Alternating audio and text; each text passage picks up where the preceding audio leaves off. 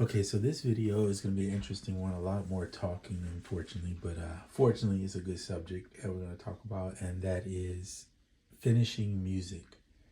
One of the things that I struggle with a lot is, or used to struggle with, now I don't as much, is finishing a song. What would happen would be I'd get into a song, whether it be on Koala or whether it be on anything really at that time. I think I was using Logic a lot more, and I would get stuck in that 8 bar, that 4 8 bar loop that we all do, where we typically make a loop, and then it's like you might even go as far as putting together, 4 or 5 loops that you like, that you built, and you're like, okay, this sounds pretty good, but then you get stuck. And the reason why I think we get stuck is two things. One is um, we don't commit ourselves to making a song. We commit ourselves to making a beat, and there's a difference, in my opinion. When you're making a beat, your mindset is already thought of as, I'm just gonna put together some parts I like and it'll sound cool. I'm gonna listen to it for a little bit and then I'm done with it. Whereas when you're committing to making a song, you typically will spend a little bit more time thinking about the arrangement portion of it. And the arrangement portion is the biggest portion of making music, because how you put together your arrangement is going to be how the listener travels through that time as they listen to your song, right?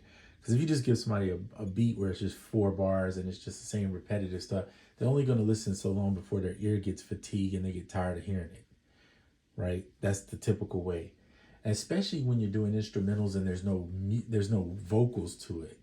Some people won't even listen to it. So one of the things I've come across, or I found, is doing, and Koala Bcast helped me a lot with that, is doing less is sometimes best when it comes to, you don't need to make a 5 minute song. You can make a 2 minute song, and within that 2 minutes really get a nice little arrangement going. So something to think about, and I know you see Koala here, I'm going to show you something to think about, is what am I using to help me get there? So I use AUM a lot of times. Let me actually close Koala for a second. I use AUM, but AUM is more of a mixer, right? It's not necessarily a DAW per se. I mean, of course, you can have and add some MIDI notes and things of that nature in here, but that's not really what it's made for. I'm not a huge Cubasis 3 fan at all. Most of you already know that. I do enjoy Drumbo as of recent. Prior to that, I would never hardly touch Drumbo, but one of the things I like about Drumbo, similar to AUM, is that you can do a lot of live mixes of your songs. By using the main menu here, you can control the mutes, the solos, etc., and you can record each track. This, for me, this layout, having 8 tracks here, and this is on the iPad mini, is much easier to me than in AUM, because AUM, the tracks are spaced out further. So unless you have a controller, it can be quite the challenge finish the mix. I finish more songs in here than I have in almost anything else besides Koala. Well, Beatmaker 3 was my original start. So that was where I was going next, was that if you're not a Drumbo fan, because Drumbo is a lot more of the modular type of workflow. Kind of, Drumbo reminds me a lot of Ableton. Obviously, the Electron stuff, people reference it to that, because I think the Octatrack was the one that it was kind of based on a little bit. You can tell by some of the features. But it reminds me of a lot of the Ableton type workflow, which is probably why I like it, because I love Ableton. Beatmaker 3 is really nice. It's a mixture of, I would say it's a mixture of MPC/machine type workflow. Probably more machine than MPC, but I really like it, and I think you can complete a lot in it, primarily because it has everything you need, and there's a timeline. That timeline is what makes it easy to go in and arrange. And so I would say Beatmaker 3 on the iPad is probably my top choice if I had to choose one. But as of recently, and some people hate this,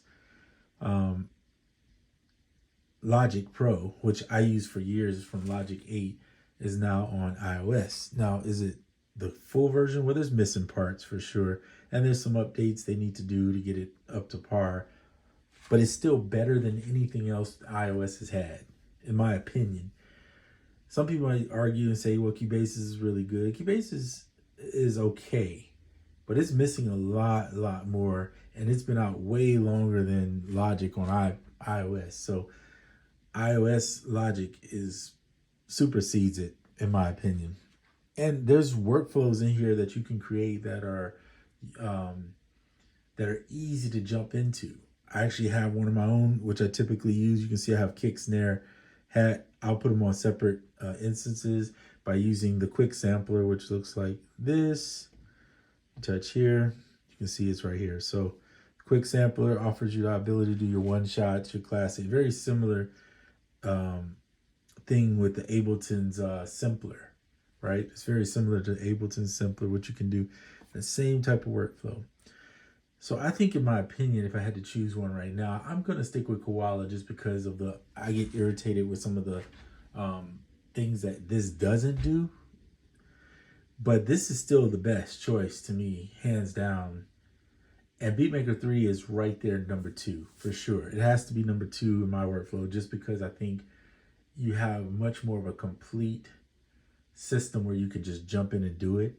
Koala's at number 3 and the one thing about Koala is because it doesn't have the mixer, and no, it can't host AUV3s. It's challenging to finish music in it, but you still can finish music if you understand how to use that new sequencer feature they just added, and how to just move and add and stack your parts together to make your final song. So you can do a lot in there. There's still that issue of I can't edit within the timeline. That kind of deters people from using it. But I think outside of that, it's still probably one of the best. And I've heard people say Loopy Pro. I never got a Loopy Pro because I liked Loopy, the original, because it was simple. This new one is a little more complex. And for me, I know people say, well, once you get used to it, I probably won't get used to it. I'm not a huge, let me go make a loop in a ring and then drag it, and then it's just not me. But that's okay. It's still a good device for those that use it, and you can create songs and finish a song in it. So a lot of it's finishing songs is the mentality of it, really. But at the same time, it is finding something that you feel confident that you can finish the song in. And for me, it's Ableton. Ableton is increase my workflow. I can do more songs faster. I have everything I need. Plus, I'm not limited on the plugins that I have. I can get as many plugins as I pretty much want. They're on desktop because a lot of them are on desktop, and there's a ton of options that are even free on desktop. iOS, the problems I have usually is whether I like the sound or not, right? It's not that I couldn't finish a song, but I'm not inspired always with the sound. So sampling on here, yeah, no problem. I think if you're just sample based and you're not trying to use other instruments, and even if you are trying to use some instruments, there are some instruments that work on here. Like you got the Moog stuff, but there's just not, for my taste, there's not enough. Now recently Piano Tech, but it's expensive, has come, so that has upped the game on iOS now. I feel like it's getting there, and Logic has some really nice instruments built into it. So I would say Logic has probably the best instruments built into an actual DAW on iOS, period. And even on desktop, if you get the desktop version of it, it's still really nice as far as what they packed in there. And it's so many good things in there that you don't really need to go buy a bunch of other stuff. Now, people hate the subscription base, and I understand that. When I bought Logic, I think it was $200 when I bought it for Logic 10, Pro 10 on desktop, and I've had it for almost 7+ years, and it's still running great, right? If I want to use it, I don't use it as much now because I've jumped to Ableton, but it still works really great. So I get people's frustration with that, but let's put it like this: if you paid the $49, let's say, for 4 years, okay, you paid the same $200 that if you had paid for the Logic Pro 10. And I don't know what they're going to do in the future. I don't know if they're going to say, oh, we're changing our model and it's going to be now, pay, if you've already been using it for X amount of years, you get it for free. Or if you've been, I don't know what they're going to do. I have no clue. But I do know that if you got 4 years out of it, you still got your $200 worth of it. And hopefully by then they've increased some of the features and made it even better. So you have to see it. I mean, $49 a year is only $4.17, I think, a month. So you have to think about, yeah, you got Cubasis for $50 brand new, right? Sometimes it's on sale, but Cubasis, this isn't their main platform.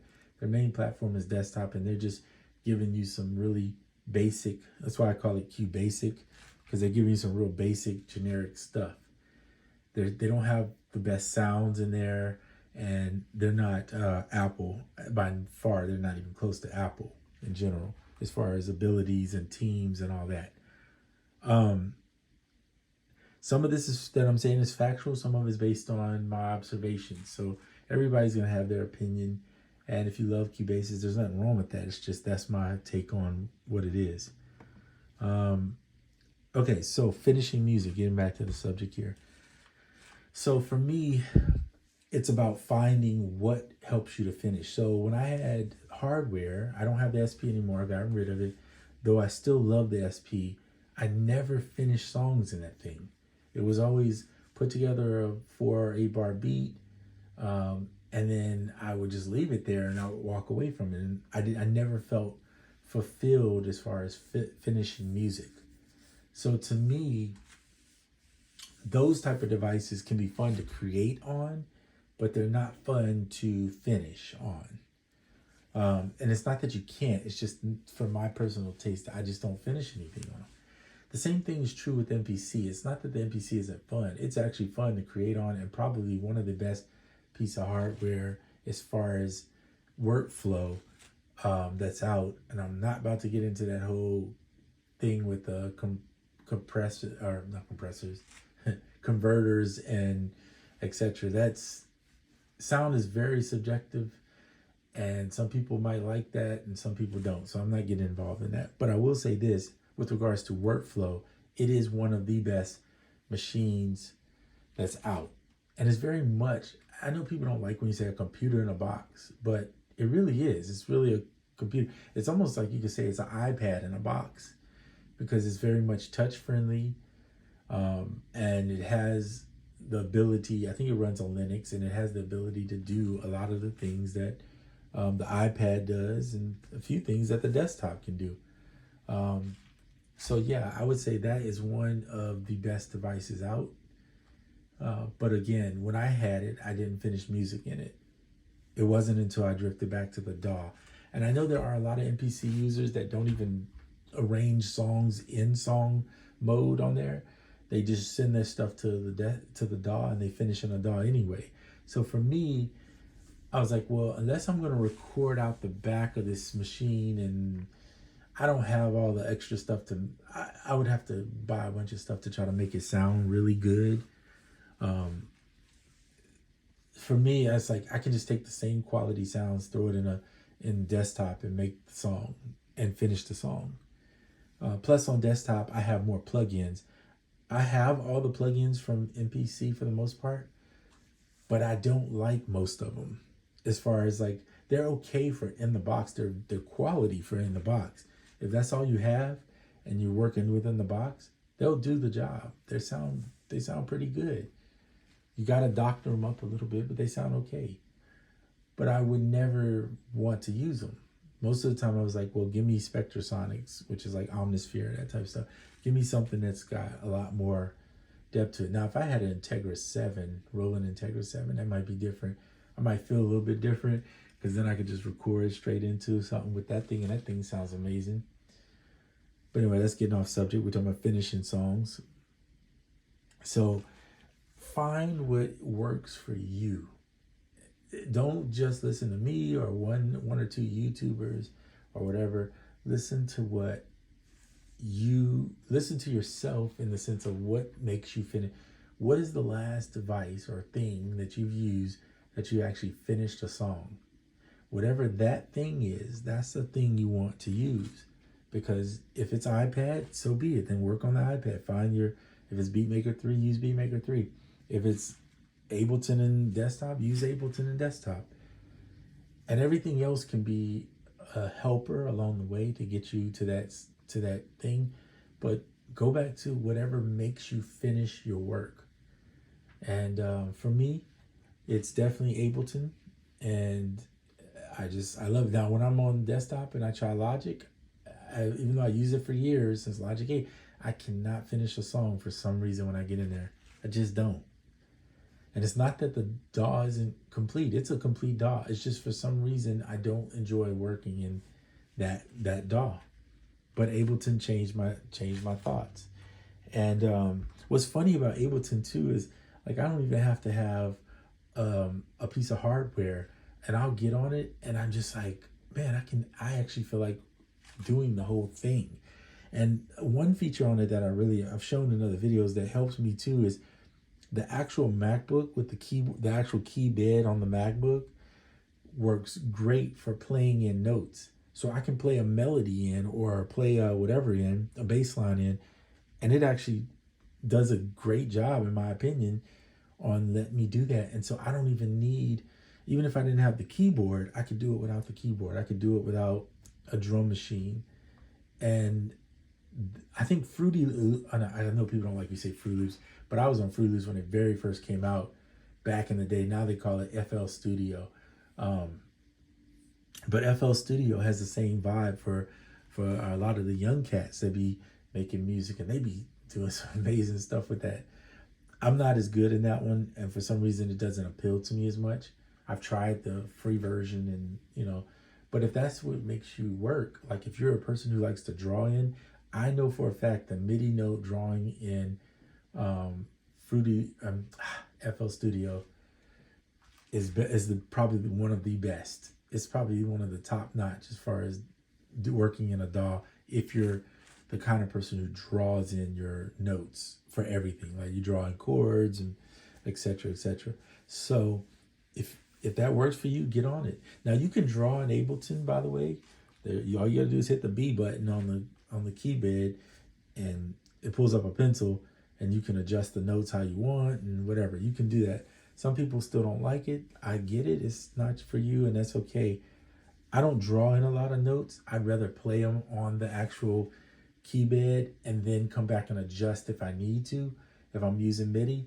But I typically try to play it in time and not have to draw. I don't like the drawing aspect of it. And that's, to me, a turnoff for working in a DAW. Is I don't want to be sitting there drawing nothing. But that's me personally, and that may not be you. You may enjoy that. So find what works for you. Finish your music. If you can finish your music, I think you'll find more joy in creating than when you finish something than when you're just making music and just kind of like not really finishing. And I've been down that rabbit hole and I've given up on it. Walk away. I mean, I play other instruments, so I'll go do something else and I'll just be like, I ain't touching this, right? Because I'm not finishing. So anyway, that's the little rant / hopefully I assisted you in some way. Use what you can on these devices, whatever device you decide to go with. In the end, make that your thing, And I hope this helped. If you have any questions, thoughts, concerns, drop your comments in the comment section, and I try to answer everybody for the most part. The only time you will see I won't answer somebody is if they're being rude or being like, that kind of person, trolling. Then I just remove your comment. I'm not gonna address that. I don't have time for that. But if you got something that you might think is encouraging as far as finishing music, would love to hear how your experience, because this is just my experience, and my experience is not the only one. All right. So until the next one, I'm out.